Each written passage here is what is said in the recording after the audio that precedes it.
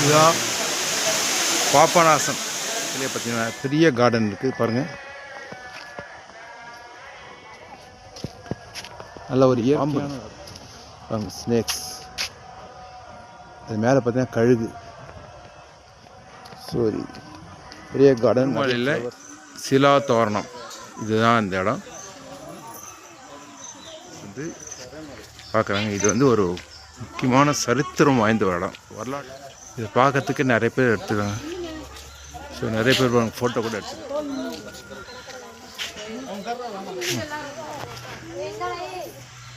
சிலா தோரணம், சிலா தோரணம் இன் திருமலை.